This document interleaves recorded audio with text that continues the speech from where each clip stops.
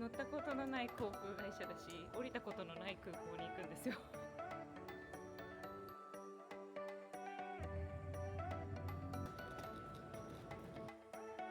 おはようございます。はい、好きだわ。な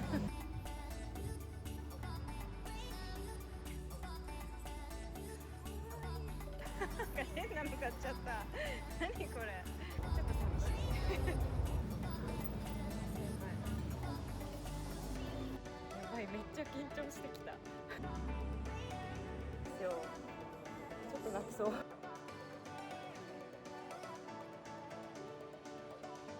皆さんこんにちは、マリコです。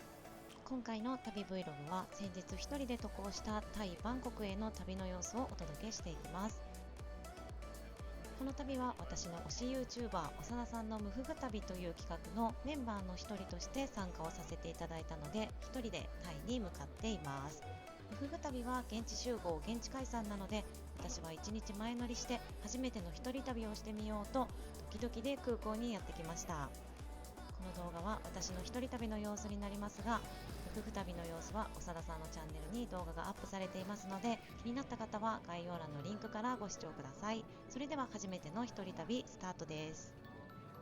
はい、皆様おはようございます。私はですね、今成田空港第2ターミナルに来ているんですけれども、今日これから、一人でタイのバンコクに向かっていきたいと思います。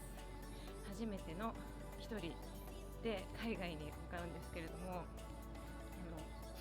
なんかね、乗ったことのない航空会社だし、降りたことのない空港に行くんですよ。タイは私何回目、4回目とか5回目になるのかな、ちょっと忘れちゃったんですけど、とにかくドキドキしております。無事に帰ってきたいですね。楽しんで帰ってきたいな。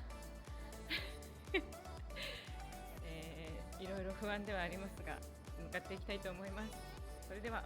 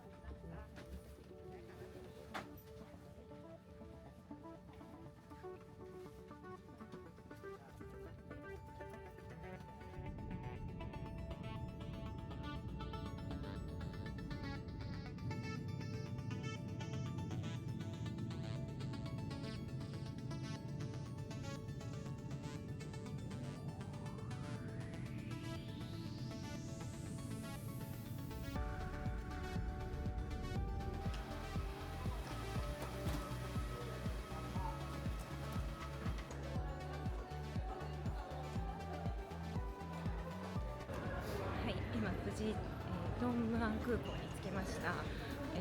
50分の遅延で出発して到着が1時間15分ぐらい遅れてますね。今入国審査に向かってるんですけど、ちょっとお腹も空いてるし、今日の6時半からマッサージ入れちゃってるんで、ちょっと急ぎ目で向かいたいと思います。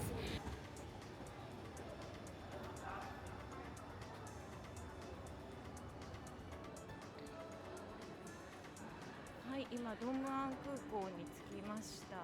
国際線ターミナルの5番の出口のところにドライバーの方がピックアップで迎えに来てくださってるって書いてあった。これかな。ア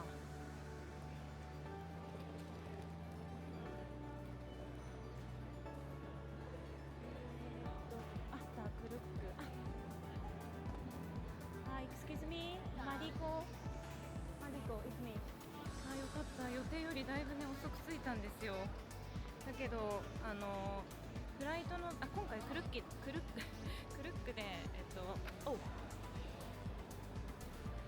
回クルックで空港送迎お願いしてたんですけど、到着便名を入れてて、で到着時間から2時間はドライバーが無料で待機してくれるってことだったんですけど、遅延しちゃってたんで2時間過ぎちゃってたんですね。でなんかオペレーターに聞いたら一応到着時間から2時間ってことだったので、多分本当に到着してからの2時間、予定の到着じゃなくて、だから乗れそうです。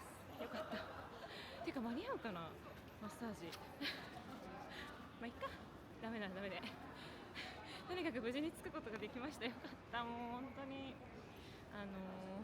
一人で来たことないから不安なんですけど、なんとか頑張ります。はい、今この番号をもらった紙をいただいて、この車の番号に乗ってって言われました。9608って書いてあるけど、どこにいるんだろう。結構ね、車が止まってるんでわかんないんですよ。あった、いた、いやす、無事に見つけていただきました。サワディーカー。I'm sorry today really traffic. No. んsorry. I'm sorry. No. Today really traffic. No. My flight is delayed. Oh, Sorry. Okay.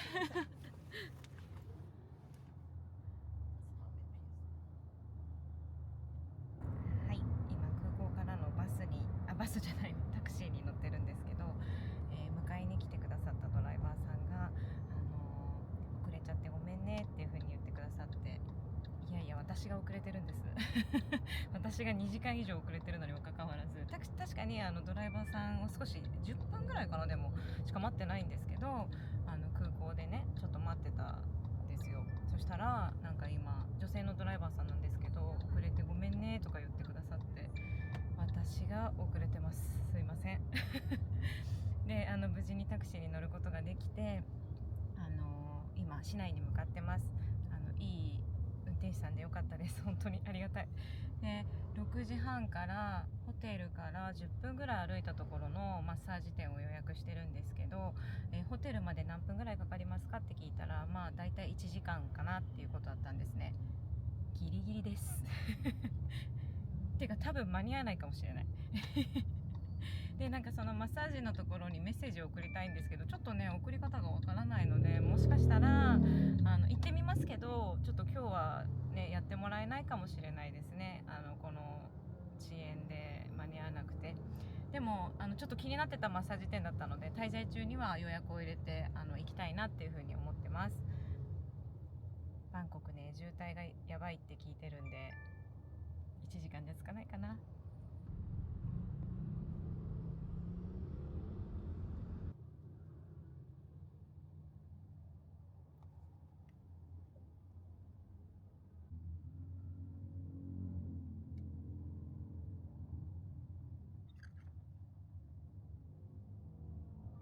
โอเคค่ะจะรีบ ให้เป็นสัก6:45นะคะ โอเคได้ค่ะถึงค่ะโอเคจ้าขอบคุณค่ะ สวัสดีค่ะ ขอบคุณ โอ ค่ะ เคค่ะ ขอบคุณค่ะ Thank you โอเคค่ะ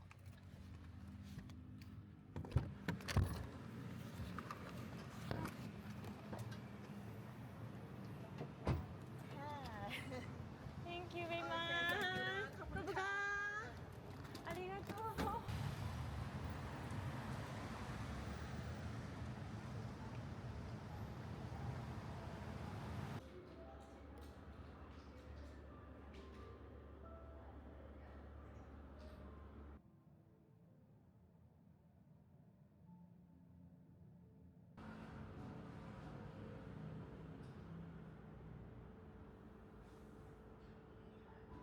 あったかい。はい、今ですねマッサージ終わったんですけど、眉毛とか消えてるかなすっごい上手なマッサージでした。もう久しぶりにこんな上手なマッサージを外国で受けましたね。すんごい上手な方だった。もうがそのままトランクも、洋服も日本で着てたそのままの状態で来たんですけど、いや今日受けれてよかったですね。めちゃくちゃ上手。何回言うんだって感じですけど、褒めれた。すごいおすすめのスパです。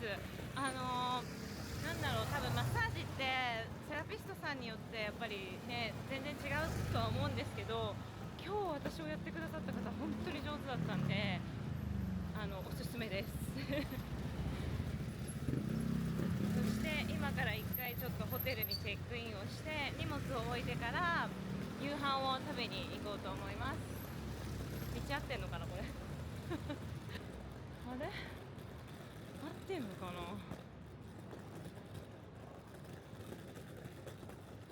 お腹すいたよー、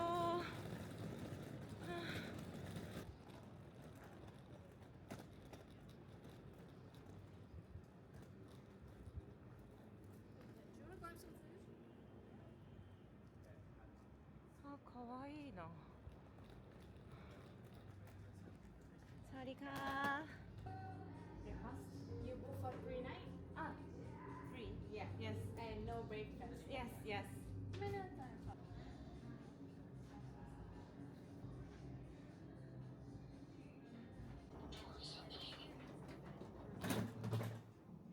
私は今回3階のお部屋のようなんですけど、こっちだ、30あ、ここだ、302オープン。よいしょ。あ、なんかもう壁紙が可愛いぞ。あー、可愛い。ちょっと鍵を差し込みましょう。あれ、全然電気つかないなあれひとまずですね、ちょっと今ご飯食べに行きたいんで、ルームツアーちょっと後でやらせてもらいます。少し洋服を着替えてご飯に行ってきます。あ、こっち向いてなかった。こうだ。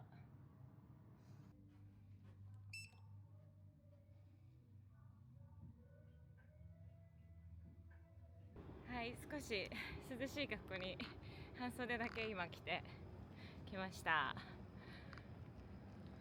なんかね、ちょっとカメラの調子が悪くて、なんかね、フォーカス機能がちょっと合わなかったりして見にくかったらごめんなさい。この旅が終わったらちょっと修理に出そうと思ってるんですけど、すいません、見にくかったら。で、このホテルの前の道がねちょっと暗いんですよ。だからなんだろう、そんな危険な感じではないんですけど、ただすごい可愛いホテルです。ただすごい素敵なホテルなんですけど、1個注意点がデポジットが現金のみっていうことだったんで、たまたま私前回プーケットに行った時のバーツが1000以上残ってたので、それをデポジットとして預けたっていう感じになってます。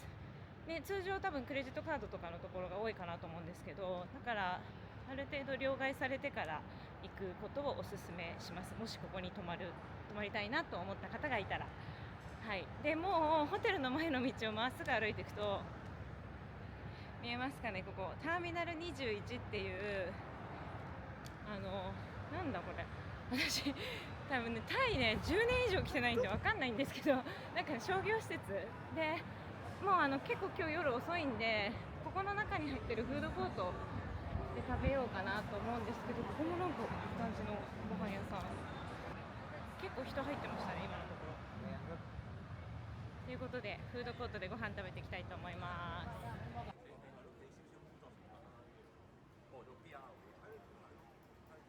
我哋報證咗我 OK 嘅。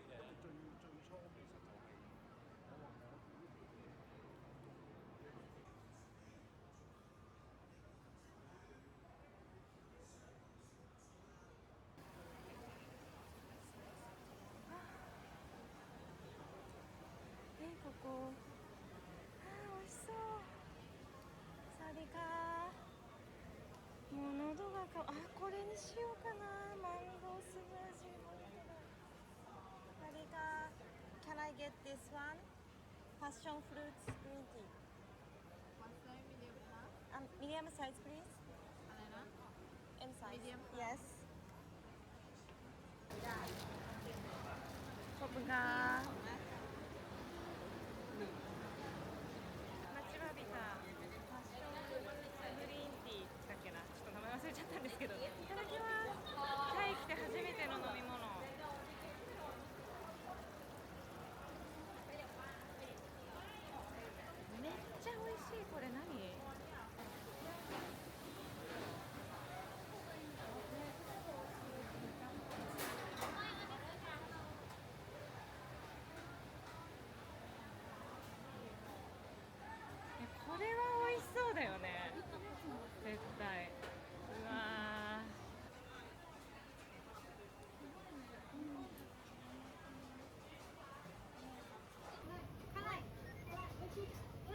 何タッチすればいいの？おお。オッケー。オッケーかな？あ、で残高がここに出てんだ。面白い。初めてやった。いいじゃん。もう一個く美味しれたよ。そうだね。あと入れた。すでに楽しい。ね、楽しいね。ありがとう。疲れてたけどさ、アドレナリンで元気になった。いただきましょう。いただきます。何食べな？ちょっと辛い。うん。あ、美味しい。もちもち。はい、今ホテルに戻ってまいりました。はい、ただいま帰りました。ちょっとね、カメラがあんまり調子が良くないので、ちょっとここから携帯で撮らせていただきます。簡単なルームツアーをさせていただきたいと思います。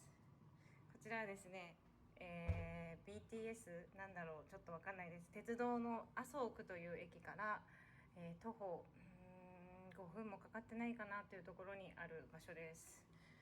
よいしょ。それでは行きます。こんな感じでちょっとした書き物ができるデスクと、ホテルのベッドはね結構広いですね。これ広いな。結構一人で寝るからもう寝返りが打ちまくりですね。でね、この色味がすごく可愛いんです。このホテル壁紙がちょっとこうブルーのような感じの青緑っていうのかなの壁の色にアクセントになるオレンジ色の絵がここに飾ってありますね。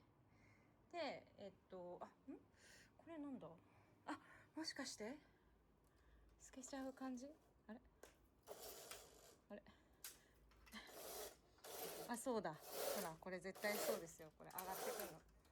ちょっと上がりが遅いんでね、また改めてやりたいんですけど、おそらくこれ上がってあれでしょ。ほらバスルーム丸見え構造ですね。ね、セーフティーボックス、あ、スリッパあったんだ。でもちょっと薄いから持ってきたやつ使いましょうかね。あとはこれ電気どこだ。あ、こんな感じですね。あ、かわいい。なんかすごい。だって洗面所がゴールデンな感じですから。で、ここがシャワーブース。広いですね。シャワーブースも結構ね、ちゃんとね、シャンプーコンディショナーとかもあって、固定式のシャワーと動かせる感じのタイプのもあります。タオルとドライヤーもあるし、あとなんかこの辺のアメニティもねあるんで、シャワーキャップ、ちょっとなんて書いてあるかわかんないですけど、はい、こんな感じです。では明日は朝からちょっとタイらしい景色を見に行くので早く寝たいと思います。おやすみなさい。おはようございます。2日目の朝になりました。今時刻は、6時23分です。すごい早起きしたんです。それではちょっと行ってきたいと思います。今は、6時半前ぐらいの時間なんですけど、さっきまで空暗かったんですけど、今ちょっと明るくなってきました。見えますかね。今日も天気いいですよ。今日は、夕方からみんなと会う予定があるので、それまでちょっと一人行動をしていきたいと思っています。私はですね、今日朝行きたいところがあるんです。だからこんなに早起きしたんです。ちょっとタイらしい景色を見ながら、朝ごはんというか朝お茶にしようかな、どうしようかな迷ってるんですけど、ちょっと皆さんにもタイらしい景色をお届けできればなって思います。なんかね、電車で45分ぐらい乗るみたいなんで、今から行ってきたいと思います。それでは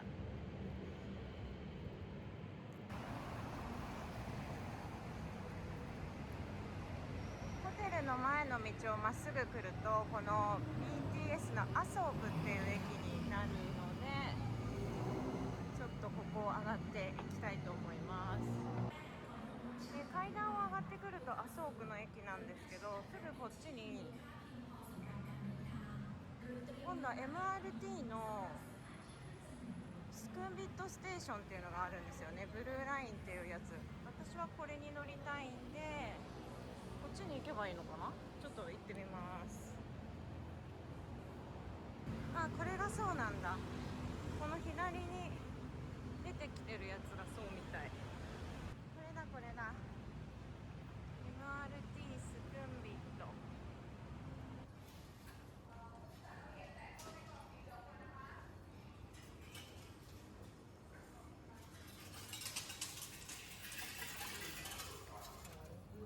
あ、タイ語。あ、でもイングリッシュがある。イングリッシュにしてなんていう駅だっけな。ちょっと確認しましょう。私が降りたいのはこのサナムチャイっていう、なんだこれ。プリーズセレクトはデスティネーションだ。ここです。なんだあ、これか、何、あ、先に現金を入れるのかな。ちょっとやり直します。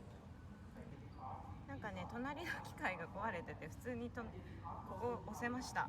そしたら1枚で37バーツだそうです。ちょっと入れてみましょう。なんかお釣りと一緒にトークンみたいな、あ、なんかオセロのやつみたいなの出てきた。これで乗るのか。あれ、もしかしてカードタッチで乗れた感じまあいいか、トークンもやってみたかったから。ああ、いた。おー。で、どうでもいいことなんですけど、ちょっとね、タイのエスカレーターって速いですส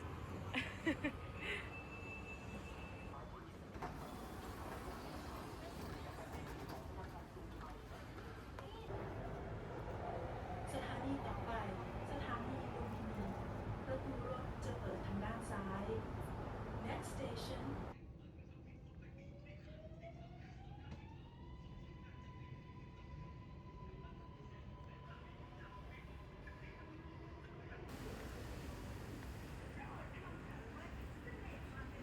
すごい、この駅かわいい。なんかこうやっぱ王宮がある駅だから、そういう雰囲気に作ってますね。で、どっちなんだちょっと地図で調べないとわかんないな。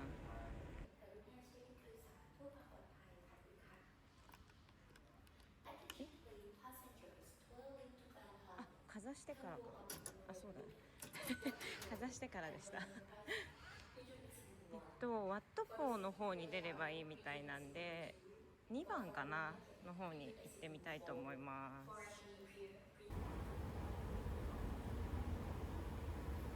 あ、すごい。もう見えてる。あれ、これエメラルド寺院のとこなのかな。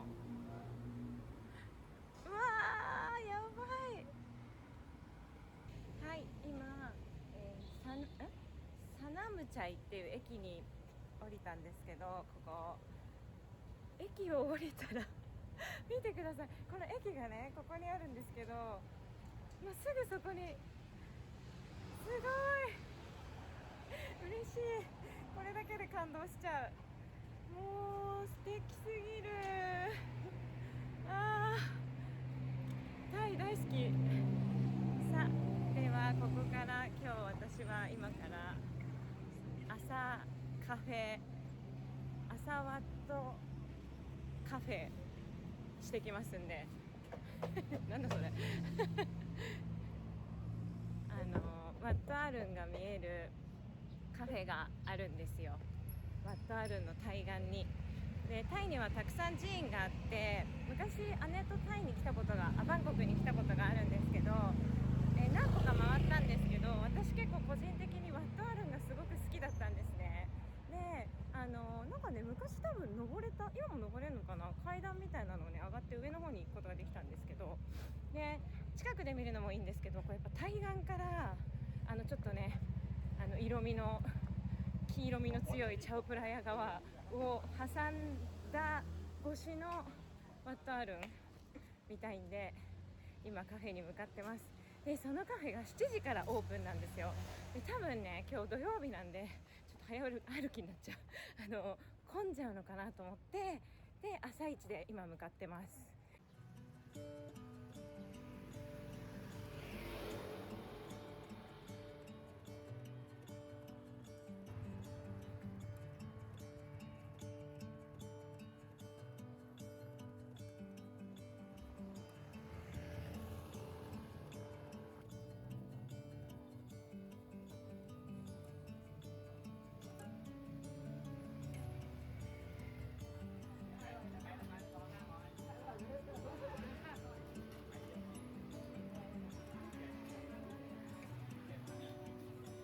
今そのカフェまでの道なんですけど、すごい気持ちいいです。天気も良くて朝焼けで、多分ね私がさっきワットプラケオっていうのかな、エメラルド寺院だと思ったところはこれワットポーでした。ワットプラケオはエメラルド寺院はもうちょっとだけ奥。わーすごい素敵。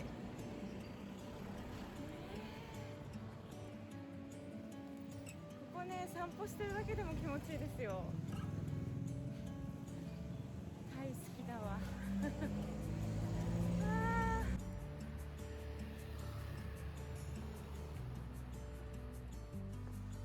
この青いテントの屋根のお店のちょっと待って、すごいわあ、この道すごい。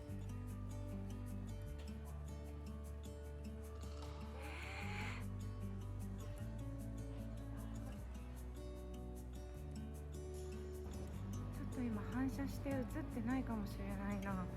すごい、私の目にはすごいくっきり映ってる。あ、見えてきた見えてきた。この道すごい。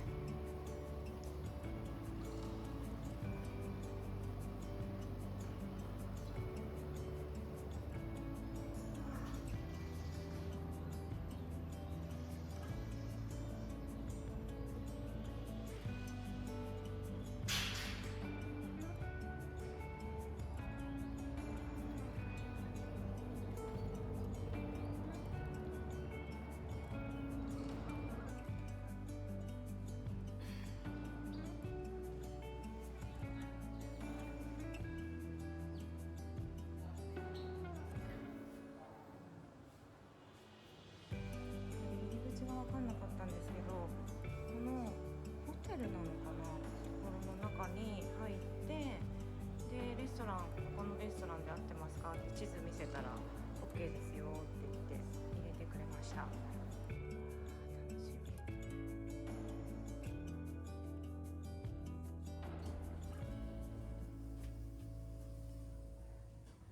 レックファーストって書いてある。ホテルの朝食会場なのかな。わー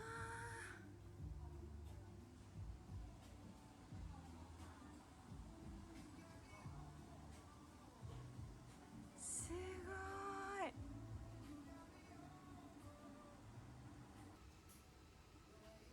朝一の特権、まだ誰もいませんでした。やったー、すごいいい席座りましたよ。メニューはこんな感じで、多分ねタイにしたら全然高い方だと思うんですけど、でもちょっと私はここに来てみたかったのでよしとしましょう。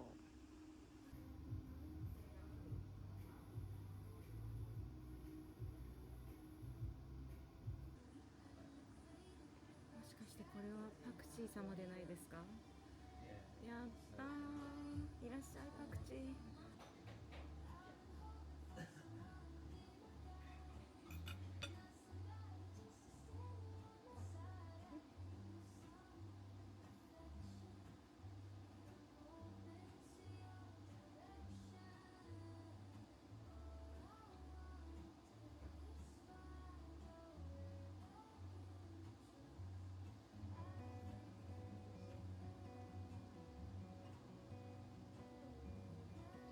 はい、とっても美味しいはい、とっても美味しい朝食を食べれました。ワットあるん、あれなんか暗くなっちゃったな。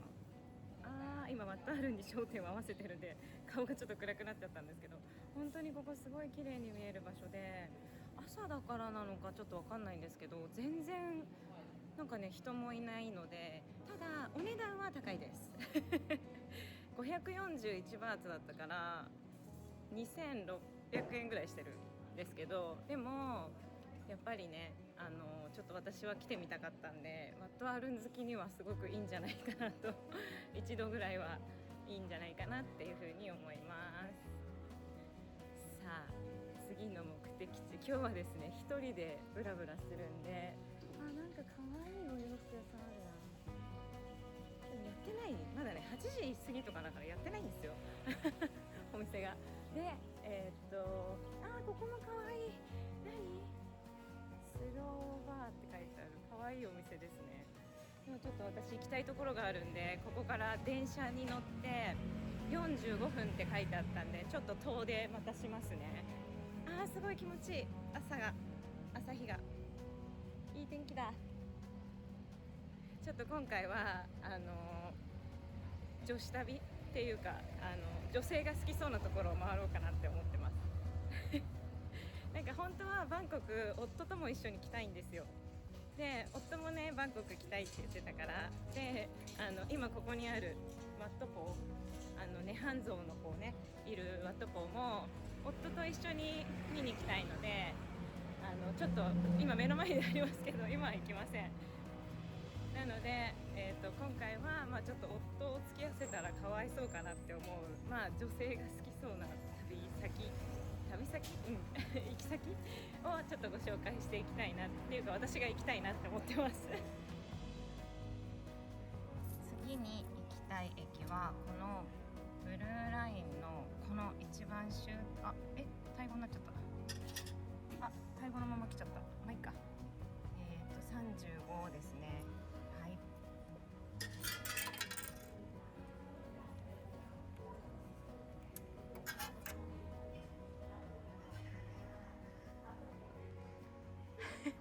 乗るときに気づく。多分ねビザタッチで行けるんですよ。何やってんだろう。またトークン買っちゃったよまあいいか、面白いから。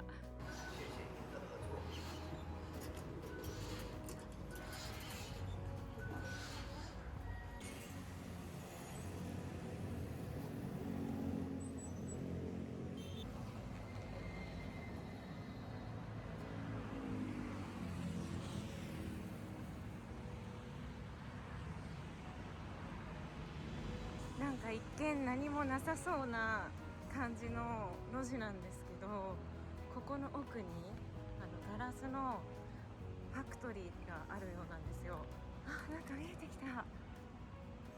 わ雰囲気すごいいい感じ。かわいい。こんな感じでイースタングラスファクトリーっていうのかな。すっごいいい雰囲気。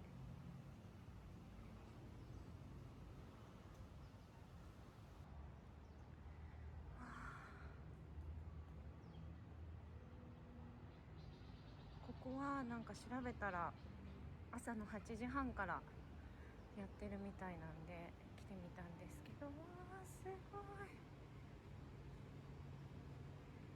なんて素敵なの。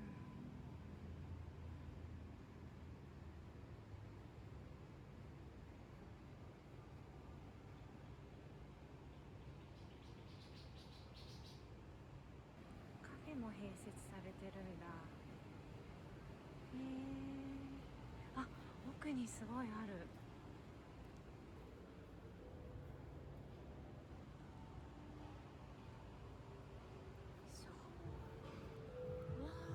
手前がカフェなんだ。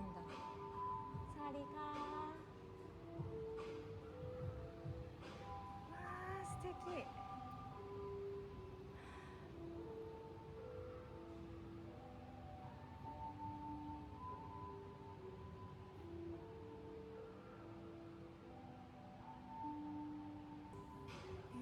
奥でガラスの製品が多分販売されてるみたいなんですね。うわすごい。サリカー。うわ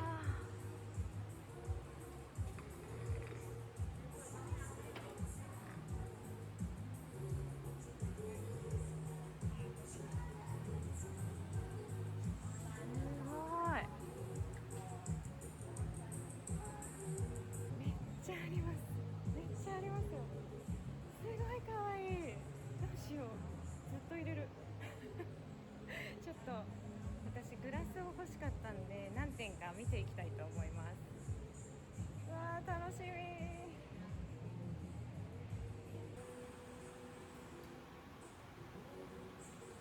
ーかわいい。1個がこれだと130バーツ650円ぐらいか。そうなんかね、結構お値段もお手頃っていう風に聞いたんですよ。うわーかわいい。何これかわいい。何入れるんだろう。なんかオブジェとしてもかわいい。あ、これはあ、そうだよね、びっくりした。この上の部分が50かな、下のものが90って書いてあるのかな。これは90と50で140バーツぐらいですね。何この子たちかわいい。あと普通に下にはこうフラワーベースみたいな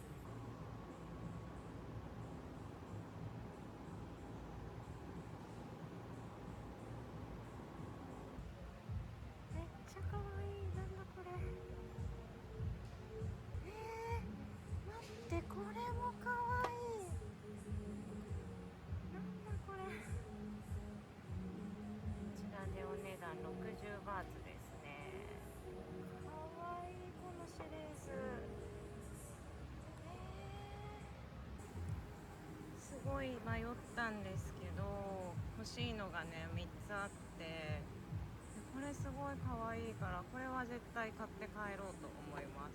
でこれもねすごい気に入って、なんか飲み物以外にも小鉢とかを入れるのにもいいなと思ったんですけど、ちょっとガラスが割れないか心配で、どうしよう。気に入ったんだけどな。で今お会計を終えたらめっちゃ可愛いグラス見つけちゃった何これ、すっごいかわいい。今買っちゃったんですけど、かわいい。これ何、これ150バーツですって。うわーかわいい。で皆さんこれね、もしここ来られる時は結構個体差があるのと、こんな感じでちょっと気泡が入ってたりするものもあるので、ちゃんと買う前に自分で見てから買うようにされると良いと思います。めっちゃ可愛い。なんだこれ。や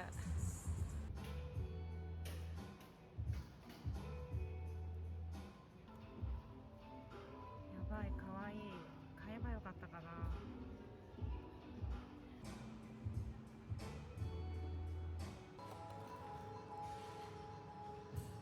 喉乾いたんでコーヒー買いました。今朝の9時27分なんですけど、私以外一人もお客さんがいない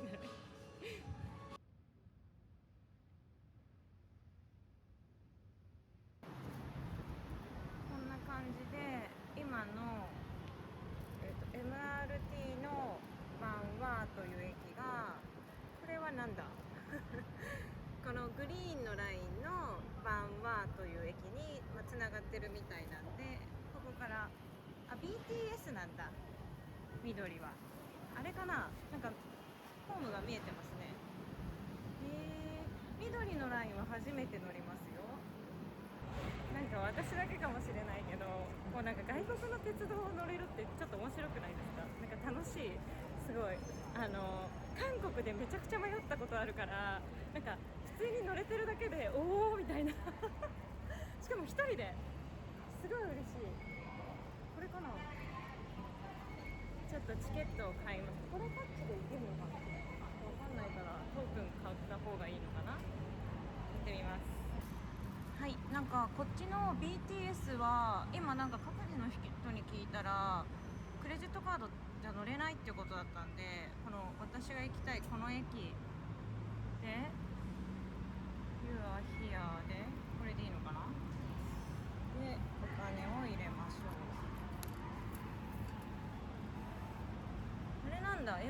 にはできるけど、なんだこれ、インサートコイン、あお金足りないって、ちょっと待ってください。お金が足りないよ。24バーツだったんですね。お金足りないって言われた。え、何これ、カード買っちゃった。え、何ちょっと待って、わかんないさ。なんだこれ、えなんか変なの買っちゃった。何これ。まあいいか、これで乗れるんだったらいいか、乗ってみましょう。あ、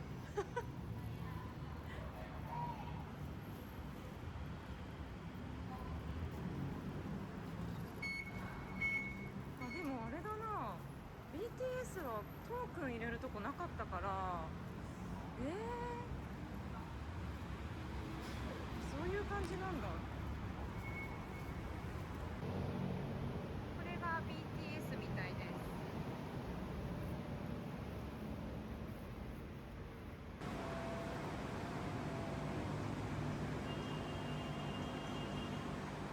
はい、今ガパオライス屋さんの近くに来たんですけど、さっき買ったこれはこれはなんだっけ、 BTS が、違う、さっき乗ったのが MRT で、 MRT は1日のこのなんか1回分の乗車券がトークンみたいなやつだったんですけど、この BTS っていうのはこれがそれの代わりみたいで、改札で出るときに回収されるって書いてありました。なんかよく分かってなかったで、今ですね、ガパオを食べに来たんですけど、全然時間早いんですよね。どうしよう、もっと時間かかると思ってたんですけど、ここに来るまでに。お店がね11時オープンなんですけど、まだね10時半前なんですよ。ちょっとこの辺うろうろしてみようかな。そしたらね、ちょっと美味しそうなガパオ屋さんがあったから、地図でね印をつけてたところがあるんですよ。なんでちょっとそこに行ってみたいので、そのお店が開くまでちょっと時間を潰そうと思います。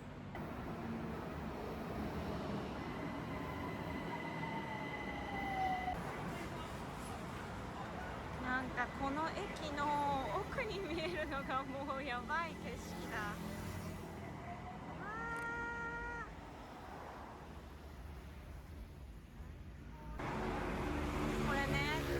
これなんかさっき見たら乗り換えで電車乗り継ぐのかなって思ったら、なんかピアって書いてあるからね、多分これ船で行くんですよ。船乗るんだ私。ちょっと楽しみだな。ということで今船着き場に向かっています。はい、今無事に駅降りて、サパーンタクシンっていう駅で降りたんですけど、ここめっちゃ懐かしいです。私前に十何年前にあれと来た時に、ここから船に乗って多分ワットアルンとかの方まで行ったことあるんですよ。ショッピングモールに今行こうとしてるんですけど、ちょっとなんか思いがけなくチャオプラヤ川を渡れそうなので、ちょっと今ウキウキしてます。やばい、楽しい。どうしよう。これ乗り方どうやって乗るのかな、ちょっとよくわかんないんですけど、まあ聞いてみます。じゃあ川の映像をお届けしたいと思いますのでお待ちください。駅降りて川の方に歩いてきたらこれですね。うわー、ここでもなんか私昔乗った時この左手の方から乗ったんだよな。右もあったのかな。あ、アイコンサイアン。あ、OK、Thank you。やっぱあっちなんだ。ちょっと待って、すごい。なんか今雨がすごい降った影響で、このチャオプラヤ川のお水が増水してるっていうのを見たんですよ。確かになんか水かさが多そうな気がするんですけどね、大丈夫かな。ちょっと乗っていきたいと思います。いや、まさかなんか時間があるから行こうと思ったショッピングモールに船で行けると思わなかったから、すごい嬉しいですね今。よいしょ。どこでチケットを買うんだろうか。かな。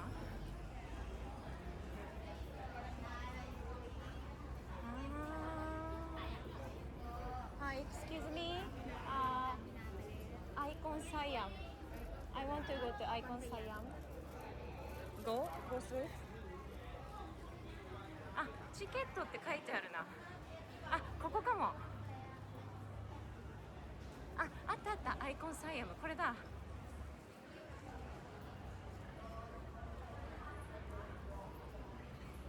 へえ。Hello, one, 8 bahts. Okay.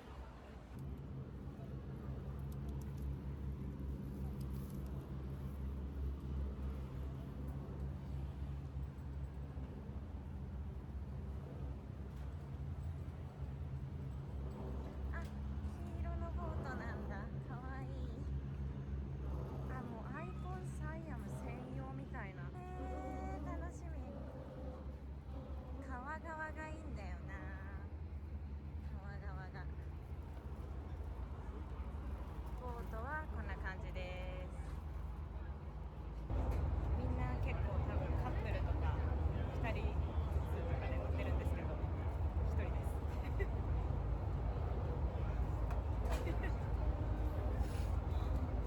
ちょっと寂しい。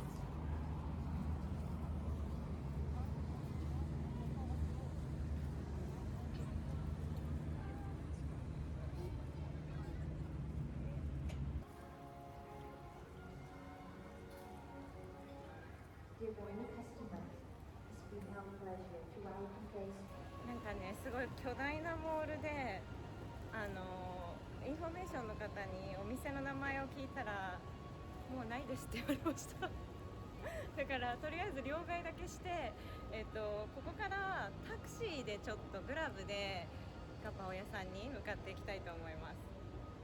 タイでグラブ使うの初めてだな。ドキドキ。ちゃんと行けるかどうか交互期待。あれ、オエルエスカレーターどこだ。もうね、巨大で分かんないんですよ。なんだろう、ここ。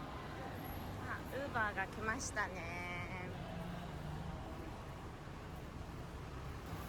あ、ウーバー？イエーイ。Thank you。こんにちは。日本語できる？ちょっと。はい、今無事にグラブに乗ることができました。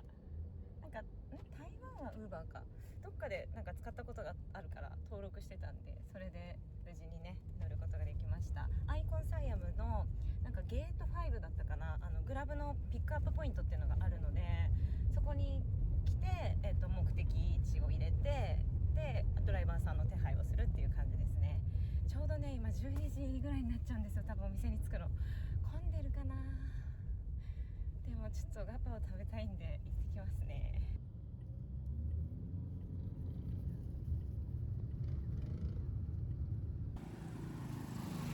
到着しました。本日のご飯はこちら。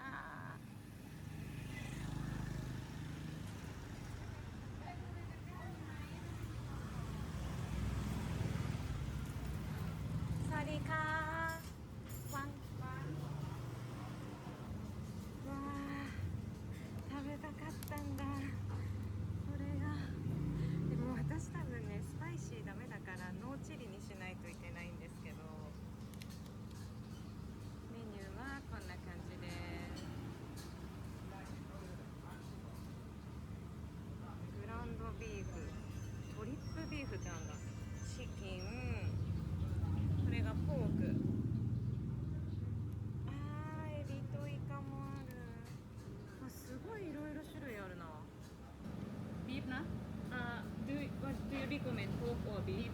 OK no chili นะ no chili No chili OK Yes And water please な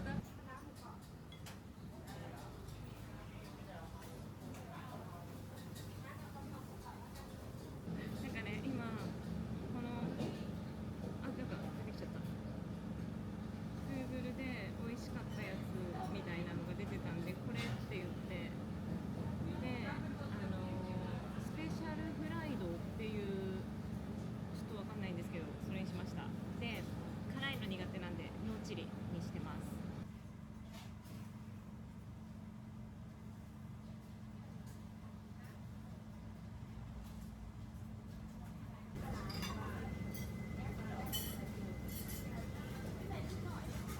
この中にガパオが入ってるってこと？あ、違うわ、この下だそう中じゃないかこんな感じですねわあ、美味しそういただきましょう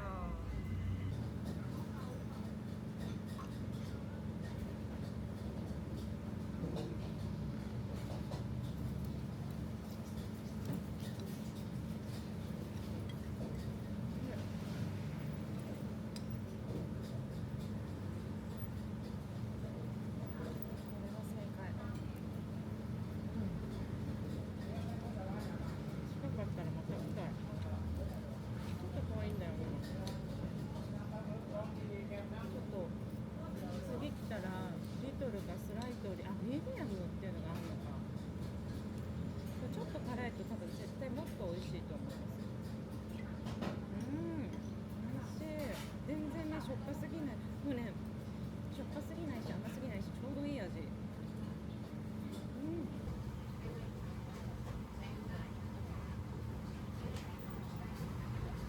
やーとても美味しかったです。ここ結構クラブの、ドライバーさんとかもすごい来てたんで、なんだろう地元の人とかが頼んでるのかな。美味しかったです。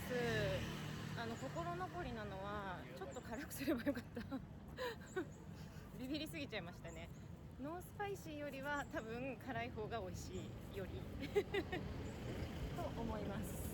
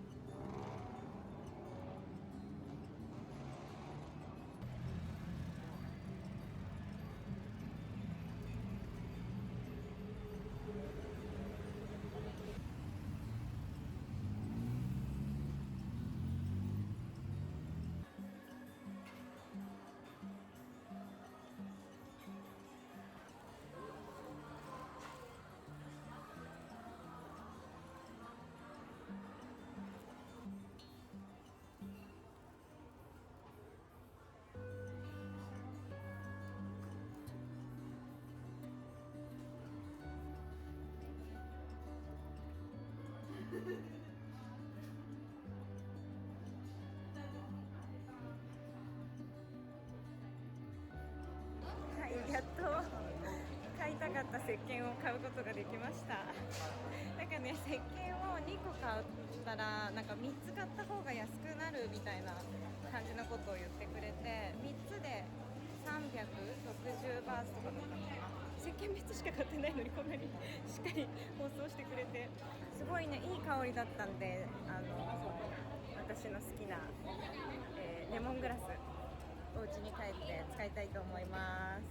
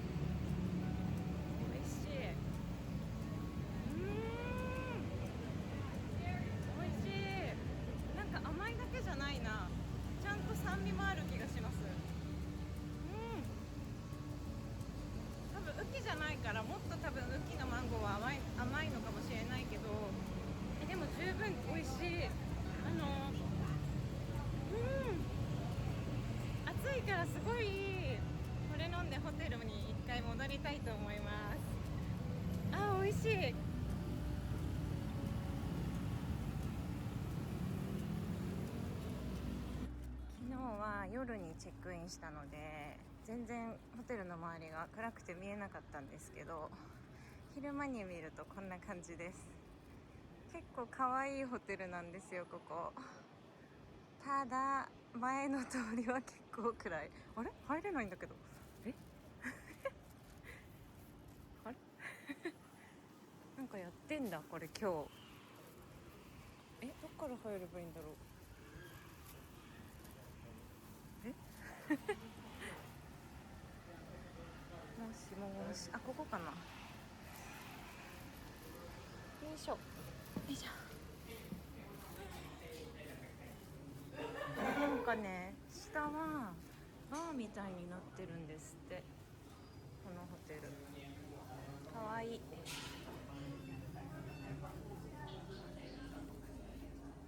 はい、それでは、ちょっと早いんですけれども、なんか道も慣れてないし、遅れちゃダメなんで、これからですね、夫婦旅初顔合わせ行ってきたいと思いますめっちゃ緊張しますね。昨日2人には会ったんですけど、他のメンバーさんは本当に初めての方たちばっかりなので、みんないい人だといいなで、ちょっとなんだろう、ホテルのビュッフェみたいな感じなので、足元だけちょっとこんな感じで足元をトラッドな靴に変えてドットのパンツを履いて履き替えました。で、あとカーディガンも持っていきます。こんな感じで行ってきたいと思います。やばい、めっちゃ緊張してきたなんかドキドキしてるんですけど、そりゃするか。でもきっとみんなもドキドキしてるはずだ。してないかな私だけかな。でもドキドキもあるけど会えるのも嬉しいんですよね。すごい本当にこういう機会を作ってくださった長田さんと、あとクルックさんに感謝ですね。本当にありがたいよし、楽しんで行ってきます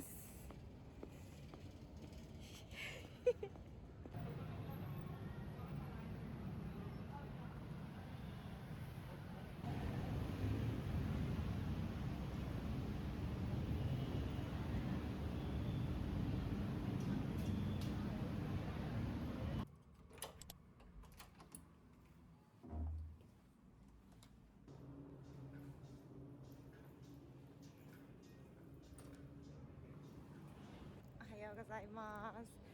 今日は最終日の朝になりました。昨日違うか、一昨日の夕方夜ご飯を、夫婦メンバーで初めて食べて、で昨日は丸一日ツアーに参加させていただきました。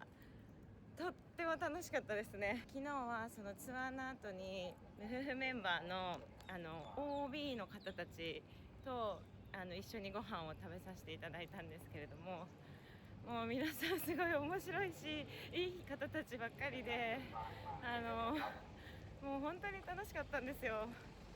で、私もともとちょっと声が結構ダミ声というかガラガラしてる声なんですけど、昨日たくさん喋りすぎてさらにガラガラになりましたでですね、今日もね皆さんとランチを一緒にさせていただくんですけど、その前にホテルの宿泊プランを朝食付きじゃないものにしてたので、朝ごはんを食べに行きたいんですよ。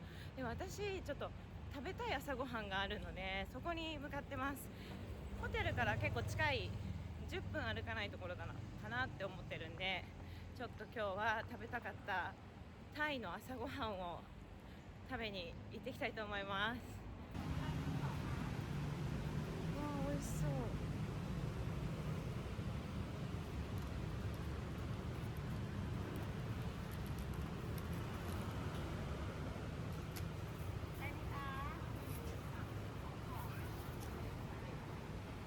なんか美味しそうなやつありましたよ今。あれ何なんだろ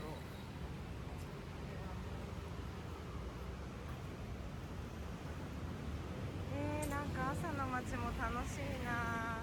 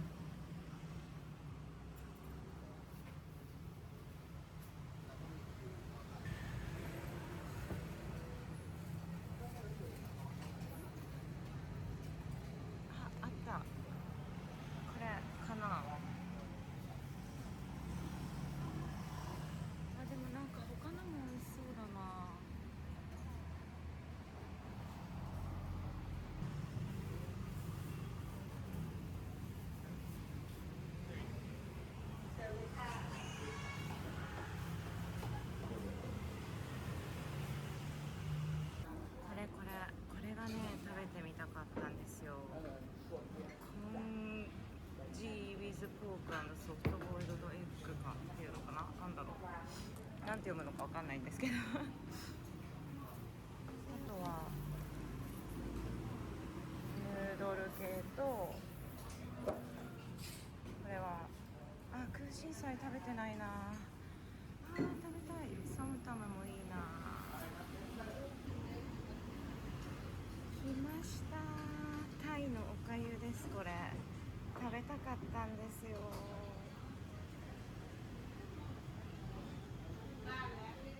コップか。調味料も来ましたね。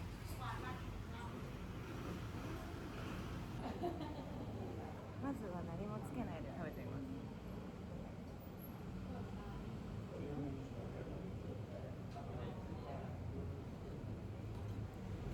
っごい薄い味がついてるのかな。なんかね、あんまり味しないですね。あった。十分。これだ。多分このなんかね、卵みたいな色のこれと混ぜるんだ。多分混ぜて食べるんだ。今美味しかった。ちゃんともうちょっと見た目汚いけど混ぜちゃいますね美味しい。すごい優しいおかゆ。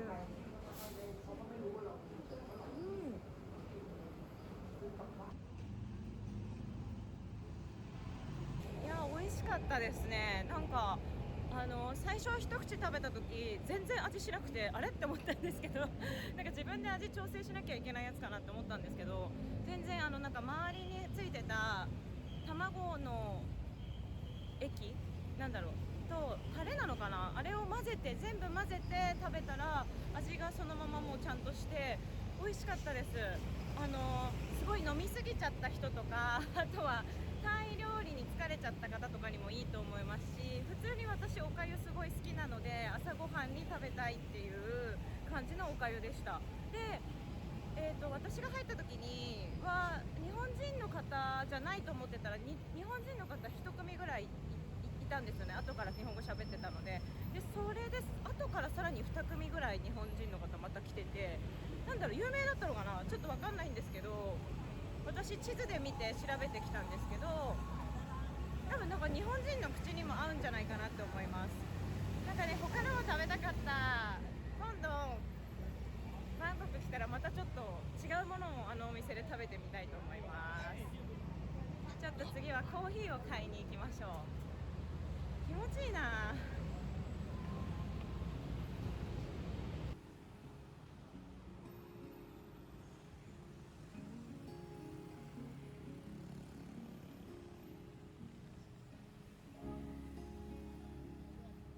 見えてきた。なんかレンガ色っていうのかなちょっとわかんないんですけど、あそこですね。コーヒー屋さんなんか素敵そうな気がしますよ。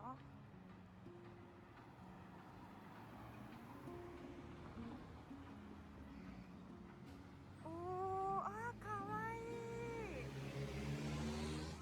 素敵。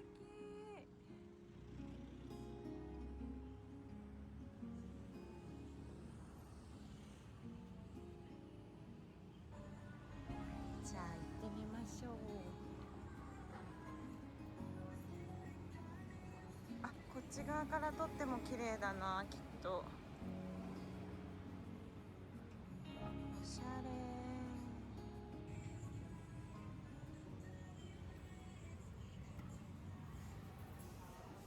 サリカ今食べたばっかりだけど、なんかスコーンとかある。コーヒーのケーキもあるし。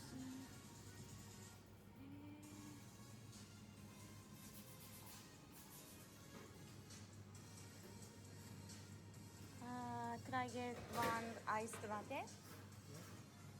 Also, we have been showing Ah, can you go in here? thank you. Been showing.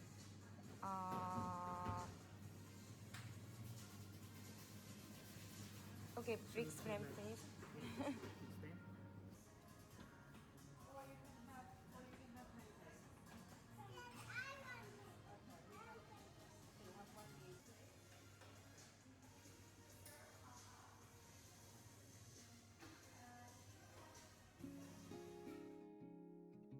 すいません、訳あってここから急にアフレコになるんですけれども、このカフェはテラスの席もあって、気持ちよさそうだったんですけど、ちょっと気温が高すぎるので、店内で飲んでいます。とてもおしゃれなカフェで2階にも席があるのと、あと2階に上がるこの階段の部分も座れるようになってるんですね。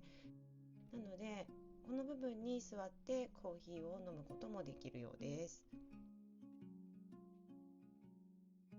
私が渡航したのは11月の下旬で、タイは寒気に入ったんですけれども、まあまあ暑いですね。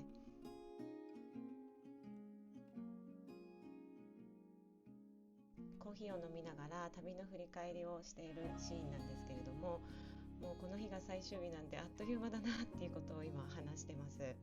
もともと私はタイが好きなので、すごく馴染みのある国なんですけれども、昨日一緒にツアーに参加した無夫婦旅のメンバーの一人と話をしていたんですけど、いつかまた自分がバンコクに来た時に、この場所は前に無夫婦旅でみんなで一緒に来れた場所で、とっても楽しかった場所なんだなっていう風に、そんな風に思い出して、このバンコクが自分にとってちょっと特別な場所になりそうだよねなんて話をしてました。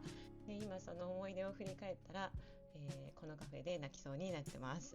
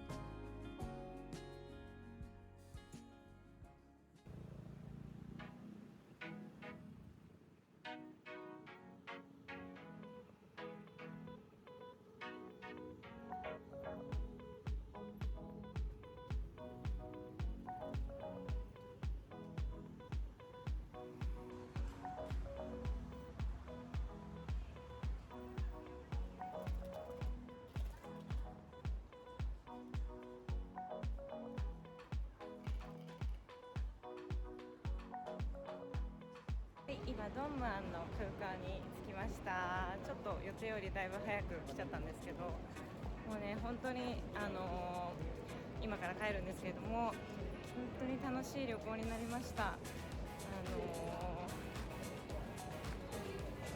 りがたいですね。もう言葉が出ない。あれ？ちょっと待って。ゴールデンパスポート。あ、ここだ。ここで撮んないと。本当にありがとうございました。エアアジアに乗って帰るんですけれども、今のところディレイはなってないのかな。なってない。ちゃんと日本に帰れるかどうか期待して見ていてください。帝国通り飛べるかな。それでは日本に帰りたいと思います。